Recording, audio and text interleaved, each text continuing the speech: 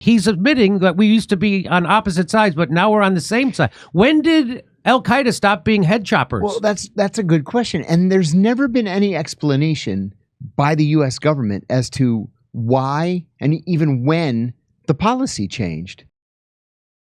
Our guest is here. John Kiriakou is a former CIA analyst, case officer, senior investigator for the Senate Foreign Relations Committee, and former counterterrorism consultant. He was the first to reveal that the CIA waterboarded detainees and to label waterboarding as torture. He subsequently became the sole CIA agent to go to jail in connection with the U.S.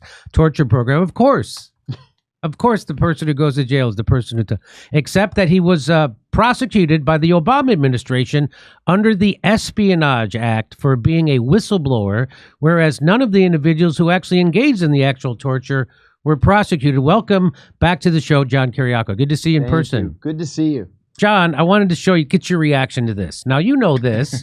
This is the U.S. Embassy in Syria tweeted this out. We remain committed to bringing leading AQS figures in HTS to justice, meaning al-Qaeda. That's basically al-Qaeda. I know where he is, John. Can you pass it along? You get my money? Yeah, I think he's sitting with David Petraeus in New York. Well, so here he is. Oh, my God. Is with our Secretary of State. So they had a $10 million reward on him, and now here he is. And look out! Here comes a lady showing her legs. That's against you. He might have to kill her. Anyway, so there he is. Kimmel called for forgiveness, Jimmy. So this guy, he takes off the terrorism garb, shaves his beard, and puts on a Brooks Brothers suit, and now he's meeting with the Secretary of State in the United States. This is al-Qaeda leader in Syria, and here he is meeting with the former general and head of the CIA, former head of the CIA, and this is what the CIA had said. We're nationalists, certainly. Yes, a degree of political Islam. But frankly, what you have done since toppling the Bashar al-Assad regime has validated what it is that I assessed it. And I was criticized, by the way, quite considerably. I just want you to tell you, really on behalf of all the people who are here, that this conversation has truly filled me with enormous hope. It has been very, very heartening and illuminating. Your vision is powerful and clear. Your demeanor itself is very impressive as well. And so, again, on behalf of all here and all those that are watching virtually and so forth, we thank you for sharing your vision today. We wish you strength and wisdom in the difficult work ahead. We obviously hope for your success, inshallah, because at the end of the day, your success is our success. Thank you very much. So he's talking to the head. No, that's the head. Now, I know people who joined the military to go fight that guy, to go kill that guy because they attacked us on 9/11. And now here is the... Jimmy. What's that? John, is there... So I've been told a bunch of times, but I don't know if it's true. It sounds so... I mean, this is already crazy.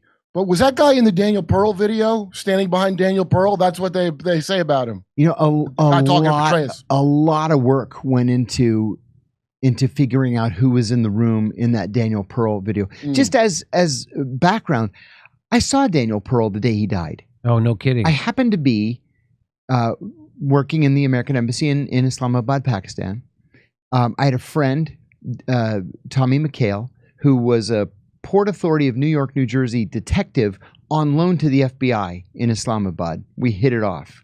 And he calls me one day and he said, hey, there's a Wall Street Journal reporter down here, Daniel Pearl. He wants to check in because he's going to go to a meeting later that's a high threat meeting. I said, yeah, I'll talk to him. So we went downstairs. I went downstairs. Tommy was already downstairs. We met with Daniel Pearl. And I said, so who are you going to meet with? And he said, oh, it was, I forget, Jaish-e-Mohammed or Ansar Allah. I forget. It was one of these groups. And I said, I remember looking at Tommy and saying, that is a very bad idea. And he said, no, I've been working on this for 6 months. We've been dialoguing for 6 months. They finally agreed to see me. I said, I don't think you appreciate just how dangerous it is here. And he said, no, I'm doing it. I'm doing it. And then they found his head on one side of town. They found his torso on the other side of town. What did you think was going to happen? But anyway, the Pakistanis arrested someone who confessed to being the guy to actually saw Daniel Pearl's head off. But then, after waterboarding Khalid Sheikh Mohammed 187 times, he confessed to killing Daniel Pearl and sawing his head off. In fact, it was KSM who said, if you look at the video, you see how hairy the arm is. Look at my arm, how hairy it is. It's like, yeah, you have a hairy arm, but there's already a guy that's been sentenced to 1,000 years in prison for confessing to the Daniel Pearl killing. Sure, it could have been this guy, Jolani. We have no idea. We don't know if we can trust the Pakistanis. Did they just arrest this guy because he was a pain in their ass and they knew that the Americans would be happy that somebody was arrested? I think that was probably the case. This guy, Jolani, don't forget, not only was a senior member of al-Qaeda, he was the deputy founder of ISIS. Why? Because al-Qaeda wasn't radical enough. And then all of a sudden, no, we're all fast friends. Now we're best friends. It's so best friends. If you got your dick blown off at war and then saw that, I mean, oh my God. People in the intel community. This is my question, dude. Did you anticipate seeing something like this? Never. Never. Okay. Never. So that's all I want to know. So what first got me on the bad algorithm on YouTube was that I was debunking the CIA narrative or the establishment State Department narrative about the Syrian war. Yes. And I was showing that these gas attacks. That's easy to attack. And so I was telling people that just like Tulsi was, if you get rid of Assad, who's going to take over? It's going to be al-Nusra, al-Qaeda, ISIS. That's who's going to take over the country. You guys realize this. And people called me a conspiracy theorist. If you Google me, I'm a conspiracy theorist about Syria, even though everything I said came true. No, I'm with you 100% on Syria. I said on my own radio show, which of course has been canceled thanks to sanctions by the Biden administration. I said, whether you like his politics or not, Bashar al-Assad is the only thing standing between the Christian community in Syria and complete annihilation. The Washington Post then had somebody listening to the show, and they said that I was a threat to our democracy because I was raising these issues. Yeah, your threat to the military-industrial complex. and Sacha Baron Cohen would have thrown you out of the room for that kind of talk, John. That's right. You remember that? Last time I was on, we talked about that. Yep. So let me talk about, sorry. Let me play one more. Please join again in welcoming President Ahmed al-Shara to the stage. As you know, Mr. President, I spent over 37 years in the U.S. Army, and I was a soldier, not a diplomat. So I hope you'll forgive me if I speak with the directness of the old soldier that I am as I get the first question out of the way. Because the fact is that we were on different sides when I was commanding the surge in Iraq. Yeah, he was on the side of the guys who blew up the Twin Towers, according to you. So now we're friends with them. So now we're supposed to. So why do we still have the authorization for the use of military force given to the president to go fight this guy if this guy's now our friend? Why are they trying to reboot ISIS? Can't we have our best friend in Syria call up ISIS and tell them to knock it off? Yeah, seriously. So my theory is, and I want to run it past you. Is that, and I've thought this for a long time, is that ISIS and al-Qaeda, well, al-Qaeda was obviously an invention of the United States in some way. Hillary Clinton even talked about that, how we created ISIS them. was as well. And ISIS, I think, is just, the key is they never attack Israel. So ISIS, when someone gets injured, Israeli doctors take care of ISIS. And they say it's because of God or something. The most moral army in the world, Jimmy. And they never attack.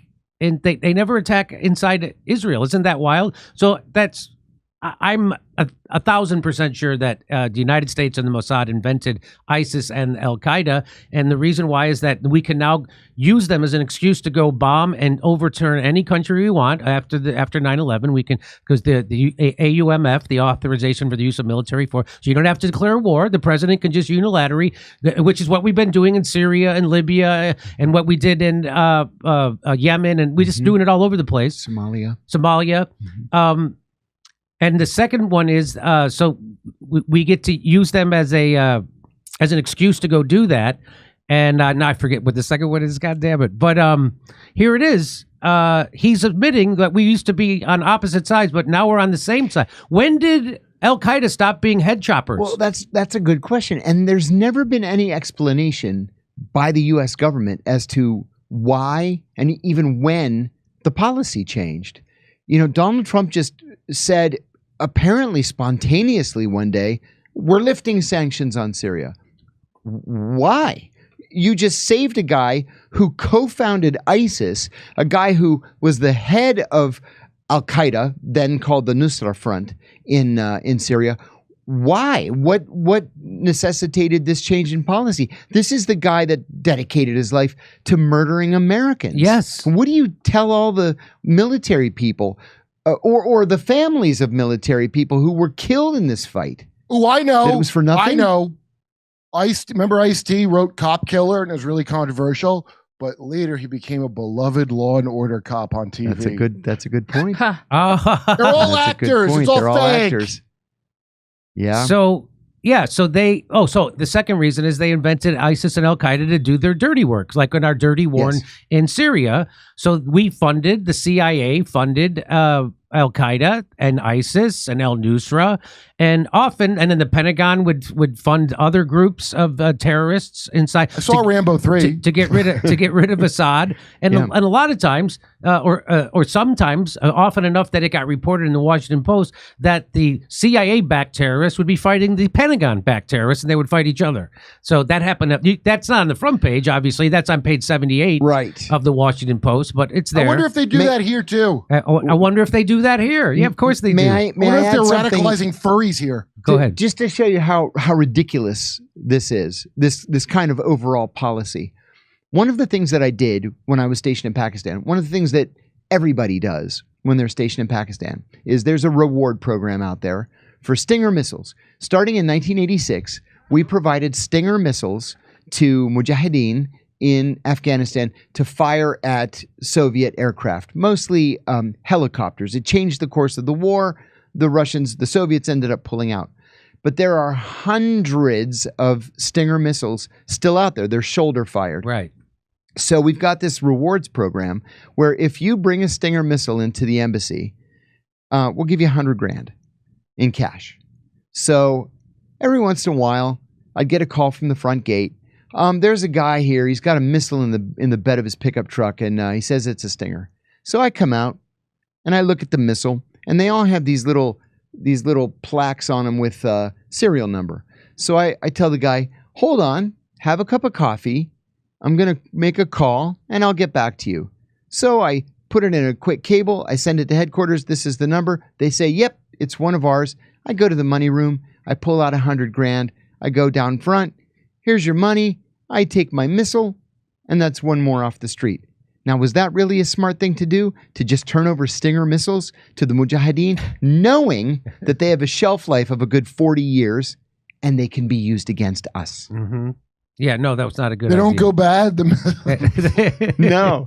They don't spoil? It's like the MREs. Totally seriously. We're still eating MREs that have manufacture dates from the Vietnam War.